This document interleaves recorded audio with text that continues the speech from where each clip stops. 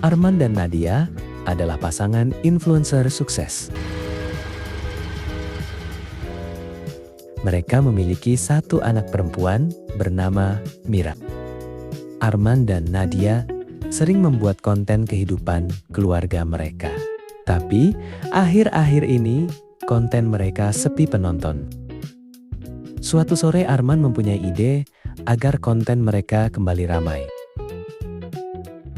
Mereka akan mengadopsi anak yatim piatu untuk menarik simpati penonton. Nadia pun setuju dengan ide Arman. Sayang, aku punya ide. Bagaimana kalau kita adopsi anak untuk konten kita? Pasti bakal rame penontonnya. Wah, ide bagus itu sayang. Aku setuju, rumah ini bisa jadi tambah ramai. Keesokan paginya, mereka akan pergi menuju panti asuhan sesuai rencana. Cepat Mira, jadi ikut tidak? Kita mau berangkat. Iya, Mak. Tunggu.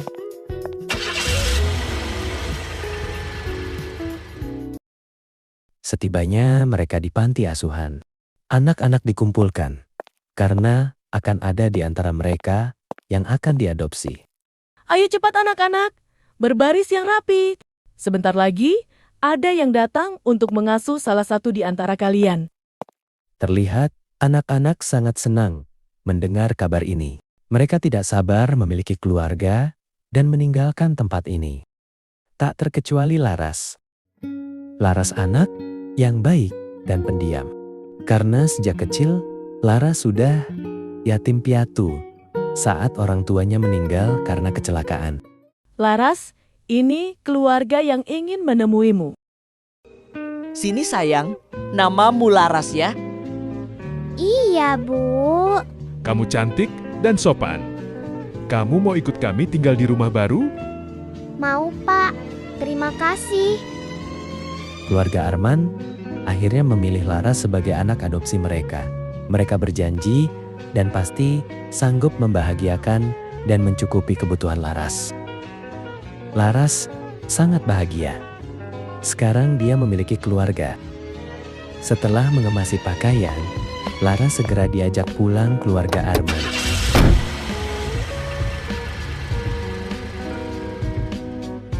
Sesampainya di rumah,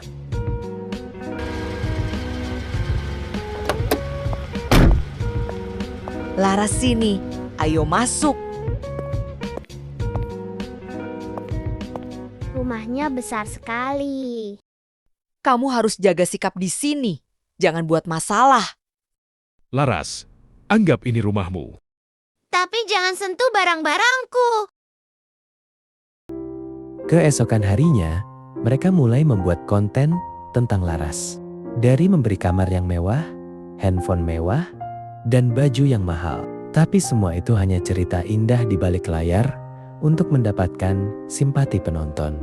Benar saja, dalam hitungan jam video mereka langsung meroket dan viral di TikTok. Cepat sini kembalikan iPhone-nya. Bajunya juga. Itu buat syuting besok lagi. Awas saja kalau sampai kotor. Sekarang pergi ke kamar dan tidur. Besok banyak tugas untukmu. Laras, bangun. Jangan malas-malasan. Iya, Bu. Maaf. Habis makan jangan lupa piringnya dicuci. Setelah itu cuci pakaian, ngepel juga jangan lupa. Ngerti? Tapi, Bu. Jangan tapi-tapian. Saya nggak mau tahu, pokoknya itu semua harus beres. Iya, Bu. Maaf. Jangan maaf saja. Sana kerja. Sejak itu, perlakuan mereka mulai berubah. Laras bukan lagi dianggap anak, tapi sebagai pembantu. Laras mengepel lantai, mencuci piring, dan mencuci baju. Laras tidak pernah membantah. Ia takut kembali ke panti. Mungkin ini semua memang sudah takdirku. Laras, bangun. Hari ini kita ada syuting. Pakai baju yang bagus. Iya, Bu. Saat kamera menyorot, mereka berpura-pura kembali menyayangi Laras. Dan ketika kamera off, mereka kembali memperlakukan Laras seperti pembantu. Sudah sana kembali ke dapur. Kerja. Karena setiap hari Laras diperlakukan seperti pembantu, para tetangga mulai curiga. Perlakuan mereka tidak sesuai di sosial media.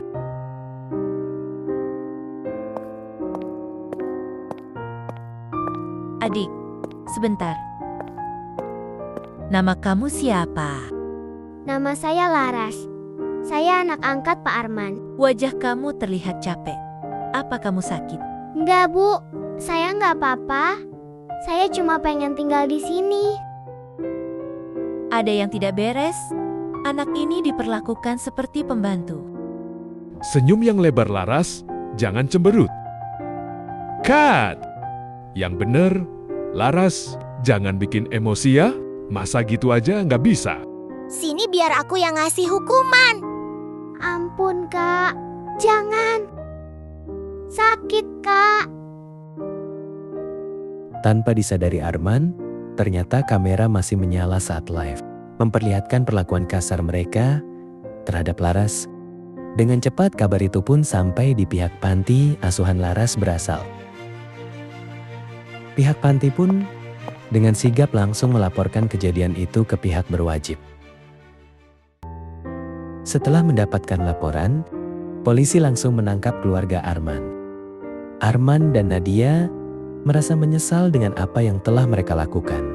Tapi apa daya, mereka tetap harus mempertanggungjawabkan perbuatan mereka. Mira yang masih kecil akan dibawa petugas sosial untuk dibina. Dan Laras akan diasuh oleh Bu Rani. Bu Rani yang pernah bertemu dengan Laras ternyata adalah Ketua Dinas Perlindungan Anak. Dan bersama Bu Rani, Laras akan bahagia dan seutuhnya menjadi anak-anak.